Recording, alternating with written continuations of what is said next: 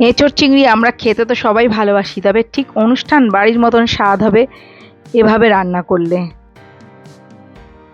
ভালো লাগলে like comment share করে দেবেন। তাহলে চলুন রেসিপিটা শেয়ার করা যাক। আমি এখানে ছোট একটা এঁচোড় নিয়ে নিয়েছি, ছুলে এভাবে ছোট ছোট টুকরো করে কেটে নিয়েছি। তারপর একটা বাটিতে আমি একটু সর্ষের তেল মাখিয়ে নিয়ে বেশ খানিকটা জল দিয়ে দিয়েছি। তারপর তাতে দিয়ে দিয়েছি অল্প নুন আর হলুদ গুঁড়ো। জলটা ফুটে উঠলে তাতে আমি কেটে রাখা এঁচোড়ের টুকরো দিয়ে দিলাম।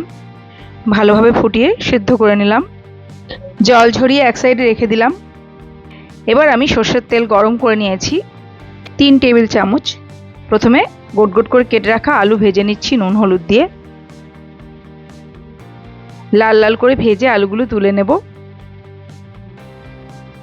আলু ভাজা হয়ে গেছে, ওই তেলের মধ্যে আমি এঁচোড়টাও ভেজে নেব 2 মিনিটের জন্য মিডিয়াম টু হাই ফ্লেমে। এঁচোড়টা নুন হলুদ দিয়েই সেদ্ধ করেছিলাম, তাই কিছু দিলাম না এখন আর। এঁচোড় ভেজে তুলে নিচ্ছি। আর আমি 200 গ্রাম চিংড়ি নিয়ে নিয়েছিলাম মিডিয়াম সাইজের, তাতে নুন হলুদ মাখিয়ে আমি তেলে ভেজে নিচ্ছি। ভাজা হয়ে গেছে, তুলে রাখছি। এবার আমি একটা চাটুর মধ্যে হাফ টেবিল চামচ গোটা জিরে, 1 টেবিল চামচ গোটা ধনে, 4টে শুকনো লঙ্কা আর কয়েকটা গোলমরিচ ভেজে গুঁড়ো করে নিলাম। আর ফোড়নে দিয়ে দিলাম গোটা জিরে, শুকনো লঙ্কা, এলাচ আর লবঙ্গ দিয়ে একটু নেড়েচেড়ে নিয়ে একটা বড় পেঁয়াজ কুচি দিয়ে দিলাম। দিয়ে 2 মিনিট ভেজে নিলাম। তারপর তাতে দিয়ে দিচ্ছি 1 টেবিল চামচ আদা রসুন বাটা। দিয়ে আদা রসুনের কাঁচা গন্ধটা চলে যাওয়া পর্যন্ত কষিয়ে নিচ্ছি। আঁচটা লো টু মিডিয়াম থাকবে। এবার আমি এতে দিয়ে দিচ্ছি 2 টেবিল চামচ ফেটানো টক দই। দিয়ে লো ফ্লেমে ভালো করে কষিয়ে নিচ্ছি।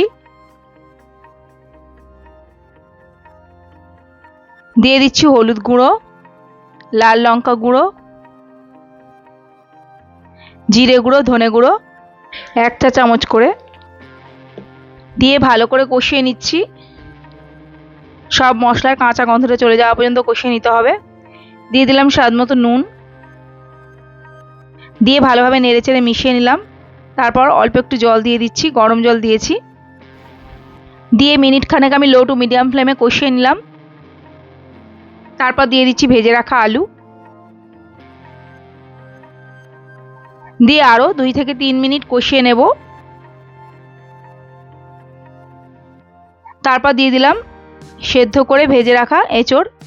দিয়ে ভালোভাবে মিশিয়ে নিচ্ছি। তারপর এতে দিয়ে দিচ্ছি আমি ভেজে রাখা চিংড়ি। ভালো করে সবকিছু একসাথে মিশিয়ে নিলাম।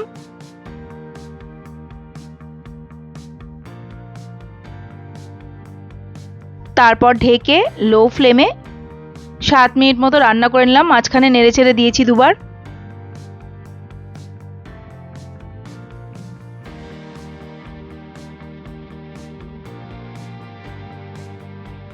ভালোভাবে সবকিছু কষানো হয়ে গেছে। এবার আমি দিয়ে দেবো গরম জল। পরিমাণ মতো দিতে হবে, যেরকম গ্রেভি রাখবেন সেরকম গরম জল দেবেন। আমি এখানে 1.5 গ্লাস গরম জল দিয়ে দিয়েছি। দিয়ে ভালোভাবে ফুটতে দিয়েছি।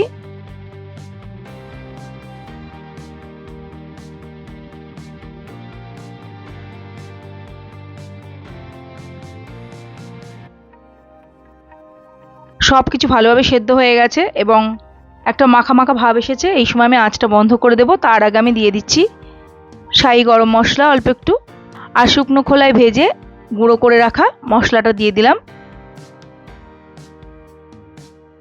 ভালোভাবে মিশিয়ে নিলাম। তারপর দিয়ে দিলাম 1 চা চামচ ঘি।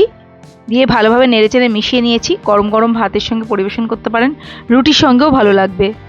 অনেক ধন্যবাদ পুরো ভিডিওটা দেখার জন্য। ভালো থাকবেন। আমি আবার হাজির হয়ে যাব অন্য একটি রেসিপি নিয়ে। নমস্কার।